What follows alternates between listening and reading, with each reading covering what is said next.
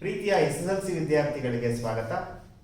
ಮಕ್ಕಳೇ, ಹಿಂದಿನ ಎಪಿಸೋಡ್ಗಳಲ್ಲಿ ಬಹುಆಯ್ಕೆ ಆಧಾರಿತ ಮಾದರಿ ಪ್ರಶ್ನೆ ಪತ್ರಿಕೆಯ ವಿನ್ಯಾಸದ ಬಗ್ಗೆ, ಅದರ ವಿಶ್ಲೇಷಣೆಯ ಬಗ್ಗೆ ನಿಮಗೆ ತಿಳಿಸ್ಕೊಡ್ತಾ ಇದ್ದೆ. ಈಗ ನಾನು ಪ್ರಶ್ನೆ ಸಂಖ್ಯೆ 21ರಿಂದ ವಿಶ್ಲೇಷಣೆಯನ್ನು ತಿಳಿಸ್ಕೊಡ್ತೀನಿ. ಪ್ರಶ್ನೆ ಸಂಖ್ಯೆ 21 ಏನಿದೆ ಅಂತ ನೋಡೋಣ. A of 1, 2, O of 0, 0, C of A, B ಬಿಂದುಗಳು ಸರಳ ರೇಖಾಗತವಾಗಿದ್ದರೆ ಇದಕ್ಕೆ ಉತ್ತರವನ್ನ ಯಾವ ರೀತಿ ಕಂಡುಹಿಡಿಯಬೇಕು ಅನ್ನೋದನ್ನ ನಿಮಗೆ ತಿಳಿಸ್ಕೊಡ್ತಾ ಇದ್ದೀನಿ. ಮಕ್ಕಳೇ, ನಾವು ಇಲ್ಲಿ ಬಿಂದುಗಳನ್ನು ಬರ್ಕೊಳ್ಬೇಕಾಗುತ್ತೆ. A of 1, 2, O of 0, 0 and C of A, B ಅಂತ. ಸೊ ಇದನ್ನ ನಾನು ಈ ಕೋಆರ್ಡಿನೇಟ್ ಪಾಯಿಂಟ್ಸ್ಗಳನ್ನ x1 y1 ಅಂತಾನು, ಇಲ್ಲಿರುವಂಥ ಕೋಆರ್ಡಿನೇಟ್ ಪಾಯಿಂಟ್ಸ್ಗಳನ್ನ x2 y2 ಅಂತಾನು, ಇಲ್ಲಿರುವಂಥ ಕೋಆರ್ಡಿನೇಟ್ ಪಾಯಿಂಟ್ಸ್ಗಳನ್ನ x3 and y3 ಅಂತ ಕರ್ಕೊಂಡ್ರೆ, ಸೊ ಇಲ್ಲಿ ನಾವು ಈ ಸಹ ಸಂಬಂಧವನ್ನ ಎ ಮತ್ತೆ ಬಿ ಗಳ ಸಂಬಂಧವನ್ನ ಕಂಡುಕೊಳ್ಬೇಕು ಅಂತ ಹೇಳಿದ್ರೆ ನಾವು ಕೋಆರ್ಡಿನೇಟ್ ಜಾಮೆಟ್ರಿಯಲ್ಲಿ ಬರುವಂತಹ ಏರಿಯಾ ಆಫ್ ಟ್ರಯಾಂಗಲ್ ನ ಸೂತ್ರವನ್ನ ಬಳಸ್ಕೊಳ್ಬೇಕಾಗತ್ತೆ. ಸೊ ಅದರ ಸೂತ್ರ area of triangle is equal to half into, ನಿಮಗೆ ಸೂತ್ರ ಗೊತ್ತಿದೆ, x1 into y2 minus y3 plus x2 into y3 minus y1 plus x3 into y1 minus y2. ಈ ಸೂತ್ರವನ್ನ ನಾವು ಬಳಸ್ಕೊಳ್ತೇವೆ. So my dears, let us substitute the value of x1, x2, x3 and y1, y2 and y3 to the formula. See what happens. ನಮಗೆ ಏನು ಸಿಗುತ್ತೆ ನೋಡೋಣ. Half into x1 ಬೆಲೆ ಬರೆಯೋಣ 1 into y2 minus y3, y2 ಬೆಲೆ 0 ಇದೆ, minus y3 ಬೆಲೆ b ಇದೆ, ಪ್ಲಸ್ x2 ಬೆಲೆ ಬರೆಯೋಣ 0 ಇದೆ into y3 minus y1, y3 ಬೆಲೆ b ಇದೆ, ಮೈನಸ್ y1 ನ ಬೆಲೆ ಬರೆಯೋಣ 2 ಇದೆ, ಪ್ಲಸ್ x3 ಬರೆಯೋಣ, x3 ಬೆಲೆ a ಇದೆ, ದೆನ್ y1 ಮೈನಸ್ y2 ಅಂತ ಹೇಳುತ್ತೆ, y1 ಬೆಲೆ 2 ಇದೆ, y2 ಬೆಲೆ 0 ಇದೆ, ಅದನ್ನು ಬರೆಯೋಣ. ನಾವು let us simplify further. See, 1 into 0 is 0, then r. 0 minus b is minus b itself, minus b into 1 is minus b, plus anything multiplied by 0 is 0, plus 2 into a is 2a minus 0. So here we have obtained half is equal to minus b plus 2a. My dears, if the points are collinear, that means if they are belongs to the same straight line, if they lie on the same straight line, then area of triangle will be 0. Then cross multiply 2 over here. 2 into 0 is 0. 0 is equal to minus b plus 2a. So take this b to the left hand side. Therefore b is equal to 2a. So ನಮಗೆ ಸಿಕ್ಕಂತಹ relationship between a and b ಏನಿದೆ ಅಂತ ಹೇಳಿದ್ರೆ b is equal to 2a ಇದೆ. So ಈ ಒಂದು ಉತ್ತರ ಯಾವ ಆಪ್ಷನ್ ಅಲ್ಲಿ ಇದೆ ಅಂತ ಹೇಳಿದ್ರೆ it is there in option B. So B ನಲ್ಲಿ ಇರುವಂತಹ option B is equal to 2a ಇದೆ. That will be the correct answer. So therefore this question option B is right answer. My dears, let us go to the next problem, that is question number 22. ಕೊಟ್ಟಿರುವ ನಕ್ಷೆಯಲ್ಲಿ A ಬಿಯ ಉದ್ದವು ಅಂತ ಕೊಟ್ಬಿಟ್ಟು 4 option ಅನ್ನು ಕೊಟ್ಟಿದ್ದಾರೆ. A 1 ಮಾನ, B 5 ಮಾನ, C 3 ಮಾನ, ಡಿ 4 ಮಾನ ಅಂತ. ಸೊ ಒಂದು ಗ್ರಾಫ್ ಅನ್ನ ಕೊಟ್ಟಿದ್ದಾರೆ. ಸೊ ಆ ಗ್ರಾಫ್ ಮೇಲೆ ಒಂದು ಲೈನ್ ಅನ್ನ ಮಾರ್ಕ್ ಮಾಡಿದ್ದಾರೆ. So like this, and they have drawn like this. ಅದರ ಪ್ರೊಜೆಕ್ಷನ್ ಅನ್ನ ಬರೆದಿದ್ದಾರೆ. ಸೊ ಅದರಲ್ಲಿ ಯೂನಿಟ್ಸ್ ಗಳು ಕೂಡ ಮೆನ್ಷನ್ ಮಾಡಿದ್ದಾರೆ. ಎಕ್ಸ್ ಆಕ್ಸಿಸ್ ಮೇಲೆ 1, 2, 3 and 4 ಅಂತ ಕೊಟ್ಟಿದ್ದಾರೆ. ಸೊ ಇಲ್ಲಿ ಡಿಸ್ಟೆನ್ಸ್ ಆಫ್ ಎ ಬಿ ಅಂತ ಕೇಳಿದ್ದಾರೆ. So here distance of A B is equal to these 3 units. So therefore for this question C 3 units will be the answer. So based on these three units, we are going to identify the answer. So here, therefore, the answer for this question is C, 3 units. So let us move on to the next question, that is question number 23. ಇಲ್ಲಿ ಒಬ್ಬ ವಿದ್ಯಾರ್ಥಿ ಬೇರೆ ಬೇರೆ ವಿಷಯಗಳಲ್ಲಿ ಗಳಿಸಿರುವಂತಹ ಅಂಕಗಳನ್ನು ಕೊಟ್ಟಿದ್ದಾರೆ. ಅದರಲ್ಲಿ ಪ್ರಥಮ ಭಾಷೆಯಲ್ಲಿ 65 ಅಂಕಗಳಂತೆ, ಲ್ಯಾಂಗ್ವೇಜ್ ಅಲ್ಲಿ 65 ಮಾರ್ಕ್ಸ್ ತಗೊಂಡಿದ್ದಾನೆ. ದೆನ್ ಸೈನ್ಸ್ ಅಲ್ಲಿ 50 ಮಾರ್ಕ್ಸ್ ಅನ್ನು ತೆಗೆದುಕೊಂಡಿದ್ದಾನೆ. ಸೈನ್ಸ್ ಅಲ್ಲಿ 50 ಮಾರ್ಕ್ಸ್. ದೆನ್ ಸೋಷಿಯಲ್ ಸೈನ್ಸ್ ಅಲ್ಲಿ SS ಅಲ್ಲಿ ಎಷ್ಟು ತಗೊಂಡಿದ್ದಾನೆ ಅಂತ ಹೇಳಿದ್ರೆ 55 ಮಾರ್ಕ್ಸ್ ತಗೊಂಡಿದ್ದಾನೆ. ದೆನ್ ಗಣಿತ ವಿಷಯದಲ್ಲಿ ಕೆಲವು ಅಂಕಗಳನ್ನು ಪಡೆದಿರುತ್ತಾನೆ ಅಂತ. We don't know about mathematics, consider that one as X. Then what is the average of his marks ಅಂತ ಹೇಳಿದ್ರೆ 60 ಅಂತೆ. Overall average of the marks obtained by the student is 60 ante. The student got from different subject and its average will be 60. How many subjects are there here? 1, 2, 3, 4. 4 subjects are there. So therefore, sum of the scores divided by number of scores will be the average. Now cross multiply 4 to the right hand side and find the sum of these three. The sum of that 3 is 170 plus X is equal to 6 4s are, that is 240. Therefore X is equal to 240 minus 170. Therefore X is equal to 70. So therefore marks obtained in mathematics is 70. So our answer is in D. So D ನಲ್ಲಿ ಕೊಟ್ಟಿರುವಂತ 70 ಸರಿಯಾದ ಉತ್ತರ ಆಗುತ್ತೆ. ಮುಂದಿನ ಪ್ರಶ್ನೆಗೆ ಹೋಗೋಣ. Question number 24. It is relationship between median mode and mean ಗೆ ಸಂಬಂಧಪಟ್ಟಿದ್ದು. ಈ ಒಂದು ಪ್ರಶ್ನೆಗೆ ಕೊಟ್ಟಿರುವಂತಹ 4 ಆಯ್ಕೆಗಳಲ್ಲಿ ಮೊದಲನೇ ಆಯ್ಕೆ ಸರಿಯಾದ ಆಯ್ಕೆ ಆಗಿರುತ್ತೆ. Now let us move on to the next question, that is question number 25. Question number 25 ಇದು ಕೂಡ ಸ್ಟಾಟಿಸ್ಟಿಕ್ಸ್ ಲೆಸನ್ಗೆ ಸಂಬಂಧಪಟ್ಟಂತಹ ಪ್ರಶ್ನೆ ಆಗಿದೆ. ಸೊ ಈ ಒಂದು ಪ್ರಶ್ನೆಯಲ್ಲಿ ಮಧ್ಯಾಂಕವಿರುವ ವರ್ಗಾಂತರವನ್ನು ಕಂಡುಹಿಡಿಯಬೇಕಾಗುತ್ತೆ.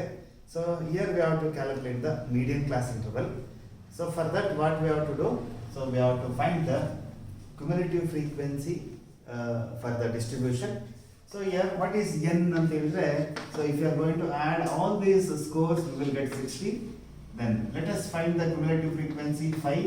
5 plus 8 is 13, 13 plus 12 is 25, 25 plus 15 is 40, 40 plus 20 is 60.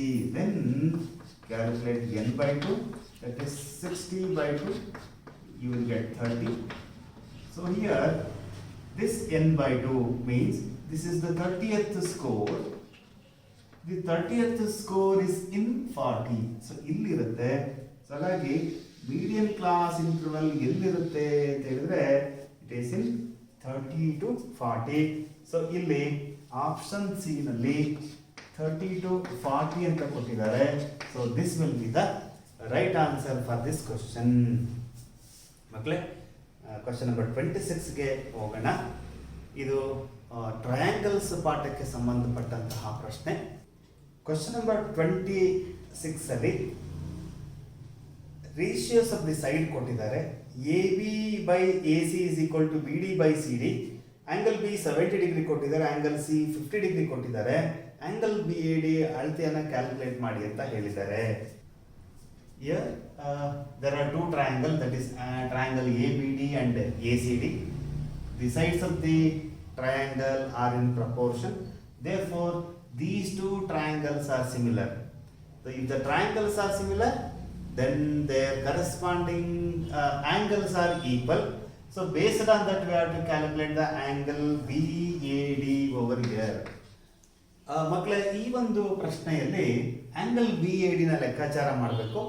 Angle BAD ನ ಲೆಕ್ಕಾಚಾರ ಮಾಡಬೇಕಾದ್ರೆ ನಾವು ಆಂಗಲ್ A ಎಷ್ಟು ಅನ್ನೋದನ್ನ ಕ್ಯಾಲ್ಕುಲೇಟ್ ಮಾಡೋಣ. 70 plus 50 is 120. The remaining is 60 degree. That is angle A is equal to 60 degree ಆಗುತ್ತೆ. Then what about angle BAD ಇದೆಷ್ಟಿರುತ್ತೆ ಅನ್ನೋದನ್ನ ಲೆಕ್ಕಾಚಾರ ಮಾಡಬೇಕು ಅಂತಂದ್ರೆ ಕ್ವಶನ್ ಅಲ್ಲೇ ಕೊಟ್ಟಿದ್ದಾರೆ. ಎರಡು ಟ್ರಯಾಂಗಲ್ ನ ಕರೆಸ್ಪಾಂಡಿಂಗ್ ಸೈಡ್ಸ್ ಪ್ರಪೋರ್ಷನಲ್ ಆಗಿದಾವೆ ಅಂತ. If they are proportional to each other, then the triangles are similar. So the angles of, that is corresponding angles of similar triangles are equal. So ಹಾಗಾಗಿ ಈ angle ಮತ್ತೆ ಈ angle equal ಆಗುತ್ತೆ. So then divided by 2 ಮಾಡಿದ್ರೆ that will gives you 30 degree. That is the angle BAD. So ಹಾಗಾದ್ರೆ BAD ಎಷ್ಟನ್ನ ಅಳೆಯುತ್ತೆ ಅಂತ ಹೇಳಿದ್ರೆ it measures 30 degree. So therefore ನಮಗೆ ಇಲ್ಲಿ ಕೊಟ್ಟಿರುವಂತ option A 30 degree will be the correct answer for this question. ಮಕ್ಕಳೇ, ಮತ್ತೊಂದು ಪ್ರಶ್ನೆಗೆ ಹೋಗೋಣ. ಇದು ಕೂಡ ಟ್ರಯಾಂಗಲ್ಸ್ ಪಾಠಕ್ಕೆ ಸಂಬಂಧಪಟ್ಟಂತಹ ಪ್ರಶ್ನೆ.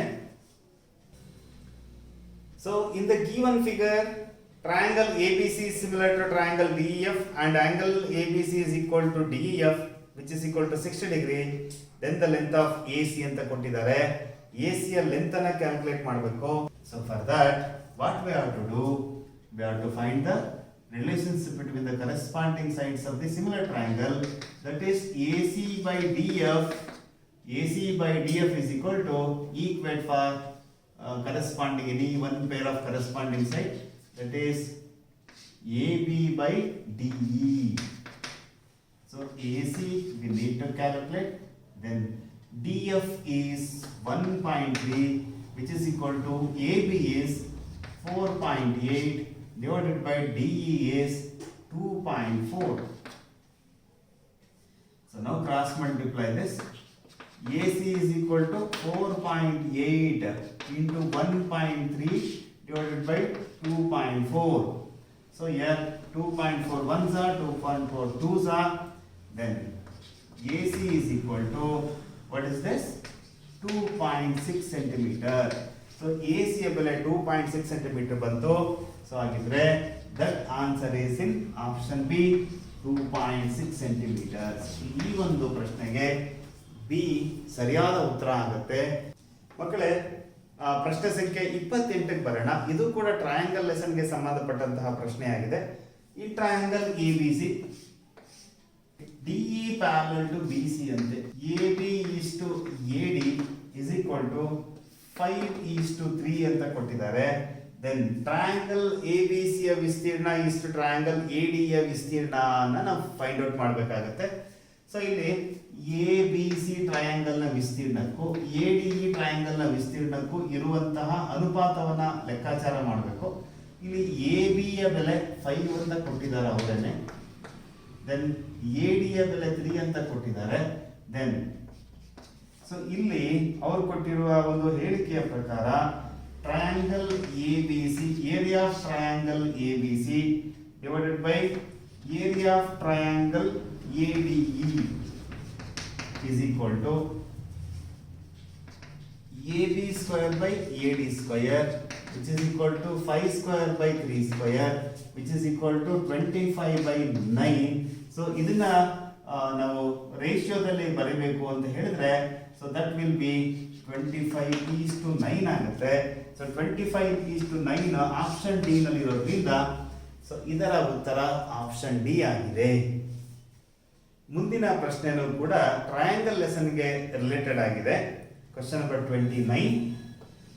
AD ಎಷ್ಟು ಅನ್ನೋದನ್ನ ಕ್ಯಾಲ್ಕುಲೇಟ್ ಮಾಡಬೇಕು. So we know that AB square is equal to AD into AC. AB square ಅಂದ್ರೆ 6 square is equal to AD into 10. 6 square is 36 is equal to AD into 10. Therefore AD is equal to 36 by 10. Therefore AD is equal to 3.6 centimeter ಆಗುತ್ತೆ. So ಇಲ್ಲಿ ನಮಗೆ ಕೊಟ್ಟಿರುವಂತಹ ಆಯ್ಕೆಗಳಲ್ಲಿ B ಸರಿಯಾದ ಉತ್ತರ ಆಗುತ್ತೆ 3.6 centimeters. So for this question B is the right answer. ಮಕ್ಕಳೇ, ಮತ್ತೊಂದು ಪ್ರಶ್ನೆ ಟ್ರಯಾಂಗಲ್ ಲೆಸನ್ಗೆ ಸಂಬಂಧಪಟ್ಟಿದ್ದು. ರೈಟ್ ಆಂಗಲ್ ಟ್ರಯಾಂಗಲ್ಗೆ ಲಂಬಕೋನ ತ್ರಿಭುಜವನ್ನು ಉಂಟು ಮಾಡದ ಬಾಹುಗಳ ಅಳತೆಯನ್ನು ಕಂಡುಹಿಡಿಯಬೇಕು. Here we have to find out the length of the sides which do not form right angle triangle. So ಅದರಲ್ಲಿ 4 ಆಪ್ಷನ್ಸ್ ಅನ್ನ ಕೊಟ್ಟಿದ್ದಾರೆ. 4 ಆಪ್ಷನ್ಸ್ ಅಲ್ಲಿ ನಿಮ್ಗೆ ಗೊತ್ತಿದೆ. ರೈಟ್ ಆಂಗಲ್ ಟ್ರಯಾಂಗಲ್ ನ ಐಡೆಂಟಿಫೈ ಮಾಡಬೇಕು ಅಂತ ಅಂದ್ರೆ ಅವು ಪೈಥಾಗರಸ್ ಥಿಯರಂ ನ ಒಬೆ ಮಾಡಬೇಕಾಗತ್ತೆ. ದೊಡ್ಡ ಬಾಹುವಿನ ಅಳತೆಯ ವರ್ಗವು ಉಳಿದೆರಡು ಬಾಹುಗಳ ವರ್ಗಗಳ ಮೊತ್ತಕ್ಕೆ ಸಮನಾದರೆ ಆ 3 ಬಾಹುಗಳು ಲಂಬಕೋನ ತ್ರಿಭುಜವನ್ನು ಉಂಟು ಮಾಡ್ತವೆ ಎನ್ನುವಂಥದ್ದು ನಾವು ತಿಳ್ಕೊಂಡಿರುವಂತಹ ಅಂಶ. ಇಲ್ಲಿ ದೊಡ್ಡ ಬಾಹು ವಿಕರ್ಣದ ವರ್ಗ ಅಂತ ಅಂದ್ರೆ 13 square is equal to 5 square plus 12 square. So 13 square ಅಂತ ಹೇಳಿದ್ರೆ 169 is equal to 25 plus 144. So ಇದು 25 ಪ್ಲಸ್ 144 ವಿಲ್ ಬಿ 169, ಅದು ಕೂಡ ಒಬೆ ಮಾಡುತ್ತೆ.